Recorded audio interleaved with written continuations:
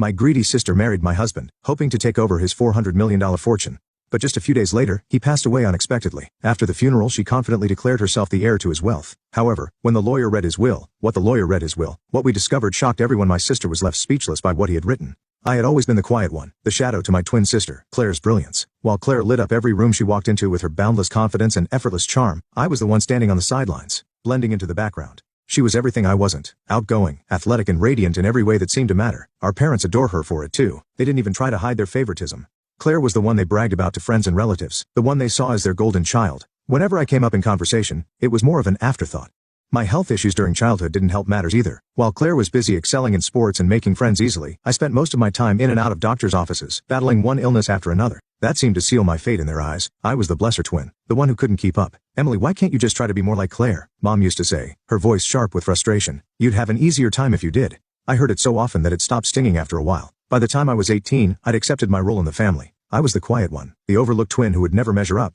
But when college came around, I saw a glimmer of hope, a chance to step out of Claire's shadow and make something of myself. I moved away and worked hard to create a life that felt like my own. Eventually I settled in Dallas, Texas, where I found a job as a school teacher. Teaching gave me a sense of purpose I'd never felt before. The kids in my classroom didn't care about the comparisons I'd grown up with. To them, I was just Miss Emily, someone who made them laugh and taught them new things. For the first time in my life, I started to feel like I mattered. Then Michael came along and everything changed. Michael was a real estate agent I met through mutual friends. He wasn't the kind of man who needed to fill the room with his presence. Instead, he had this quiet warmth that drew people in without demanding attention. From the moment we met, he made me feel seen in a way no one else ever had. "You're different," he told me on our first date, his voice gentle but sure, in a good way, the kind of different that stays with you. Those words stuck with me. For someone who had spent her life feeling invisible, Michael's attention felt like sunlight breaking through clouds. We dated for 2 years before getting married. Life wasn't extravagant, but it was good. His study job and my teaching salary allowed us to buy a small but cozy home. We never had children, but we didn't mind.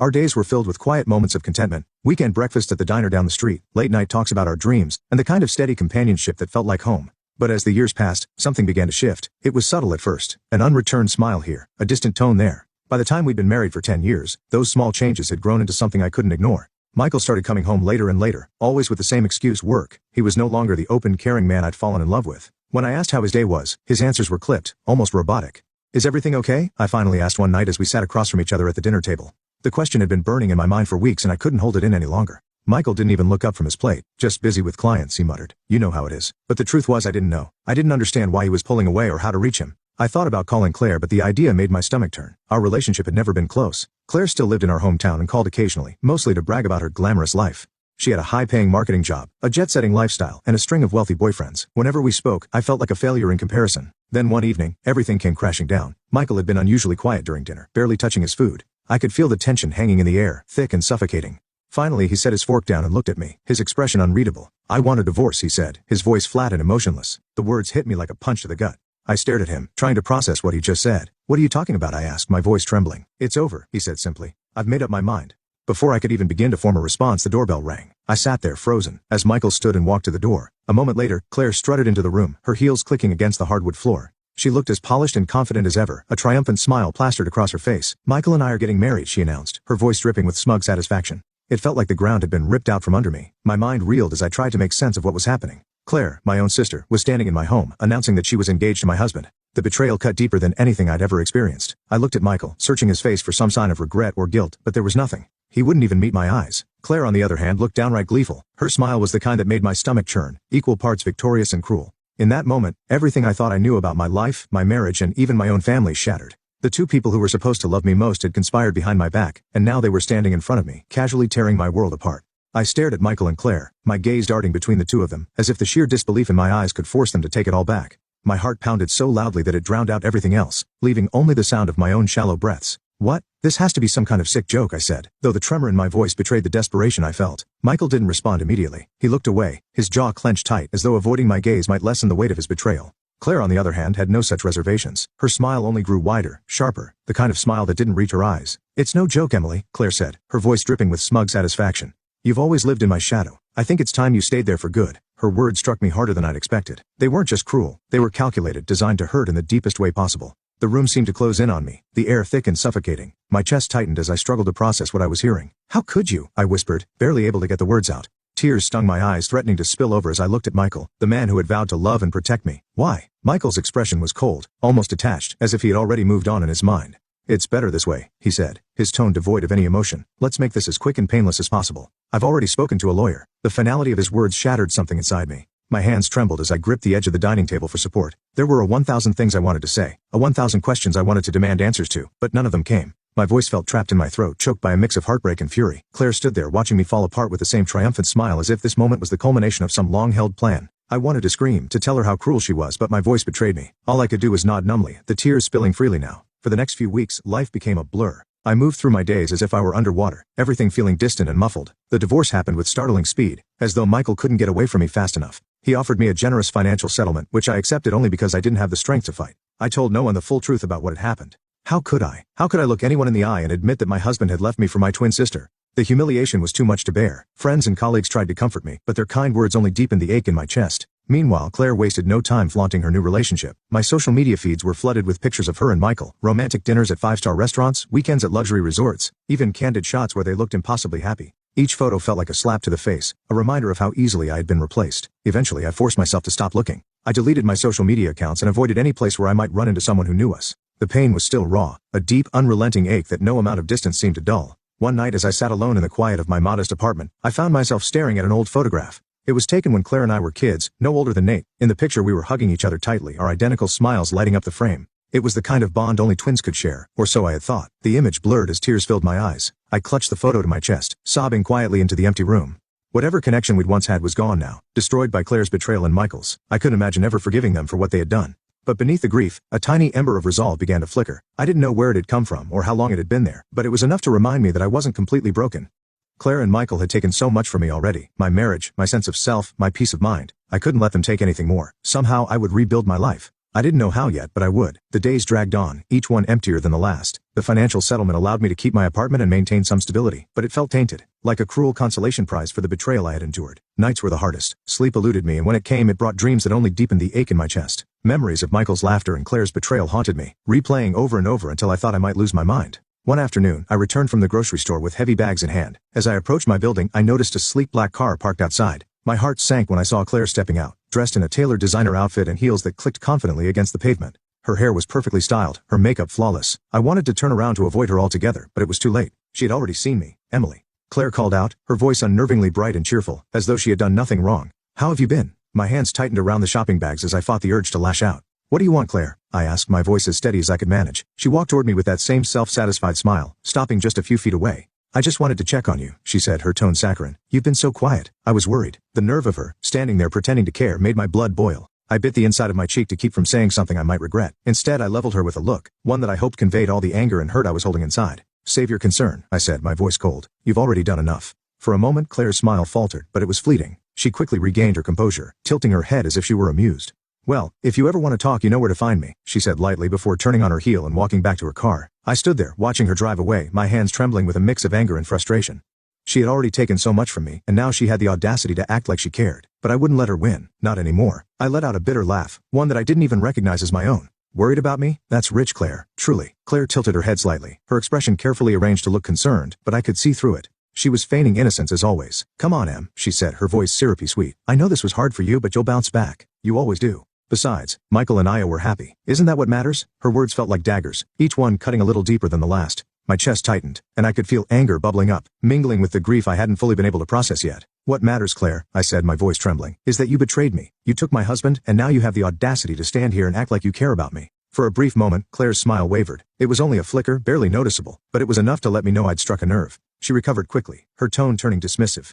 You're being so dramatic, Emily. Michael twists and character development. But little by little I started to participate. I made a few new friends, people who didn't know anything about my past or the shadow of Claire. It felt liberating to just be Emily without the weight of comparisons dragging me down. I also started therapy, a step I had resisted for far too long. Talking about the pain was excruciating at first, but my therapist helped me unpack the layers of hurt I had carried for years, hurt that went far deeper than just Michael and Claire. Each session felt like peeling back a bandage, exposing wounds I hadn't even realized were there, but slowly those wounds began to heal. It wasn't easy, and it wasn't quick, but day by day, I felt a tiny flicker of strength returning. The Emily who had once been content to fade into the background was starting to stand a little taller. I didn't know exactly where I was headed, but for the first time in a long time I felt like I was moving forward. Then 3 months after the divorce, everything changed again. It was an ordinary afternoon, and I was sipping tea in my living room when the phone rang. I didn't recognize the number.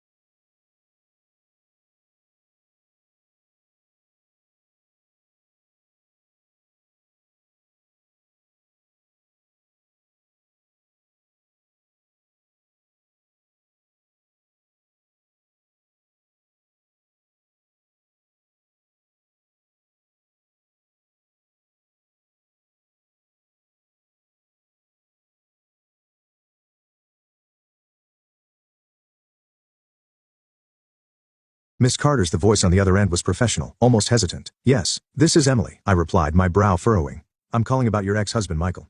The man continued. I regret to inform you that he passed away suddenly last night. The words didn't register at first. What? I managed to say, my voice barely above a whisper. How did it happen? A heart condition, he explained gently. It was very sudden. I'm so sorry for your loss. He left instructions for me to contact you. There's a will, as well as a letter he wanted you to have. My mind swirled with questions, too many to make sense of. Michael was gone? How could that be? And why would he leave something for me after everything that had happened? I see, I said finally, my voice shaking. When can I come in to discuss this? We arranged a meeting for the next day. After hanging up, I sat in stunned silence, the phone still clutched in my hand. I didn't know how to feel grief, confusion, anger. It was all tangled together in a knot that I couldn't unravel. What could Michael possibly have to say to me after everything he had done? The next morning, I sat in the lawyer's office, my hands clasped tightly in my lap. The room was quiet except for the sound of papers shuffling as the lawyer prepared to go over the details of Michael's will. My heart raced, anticipation and dread churning in my stomach. Here it is, the lawyer finally said, sliding a plain white envelope across the desk. Michael's final letter to you. Please take your time. I stared at the envelope for a long moment, my hands trembling as I reached for it. The weight of it felt heavier than it should have. Slowly I tore it open and unfolded the piece of paper inside. The sight of Michael's familiar handwriting made my chest tighten. Dear Emily, the letter began. By the time you read this, I'll be gone. There's so much I want to say, but I'll start with the most important thing. I'm sorry. I know what I've done seems unforgivable, but I need you to know that everything I did was to protect you. I stopped reading for a moment. My breath caught in my throat.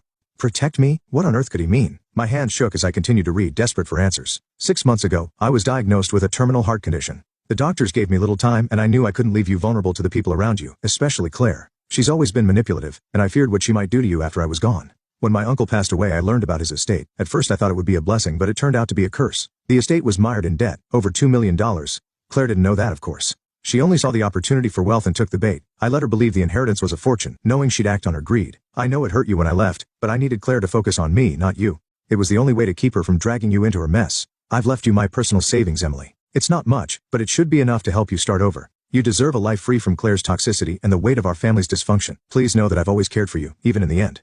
Be strong, Emily. You're so much stronger than you think. With love, Michael. As I finished reading Michael's letter, my hands trembled, the paper crinkling slightly in my grasp. Tears blurred my vision and streamed down my cheeks, each one carrying the weight of 1,000 emotions. I felt sorrow for the man who had kept this enormous burden to himself, anger for the pain his actions had caused me, and a bittersweet gratitude for the love he had tried to show, even in his flawed way. I clutched the letter tightly to my chest, my mind spinning. Michael had betrayed me. There was no denying that. But now I saw the truth. The choices he made, however misguided, had been an attempt to protect me. He had sacrificed himself, enduring Claire's manipulative games and distancing himself from me, all to shield me from her grasp. It was a truth that left me reeling.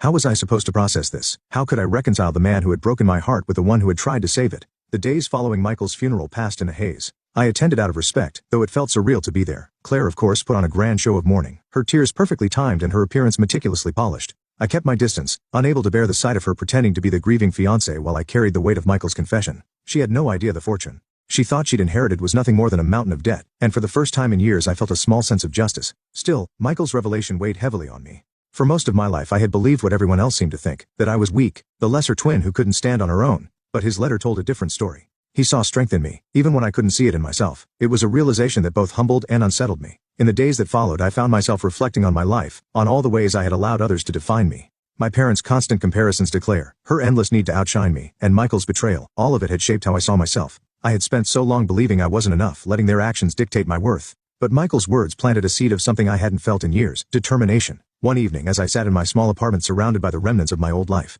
I opened the envelope the lawyer had given me containing the details of Michael's financial arrangements.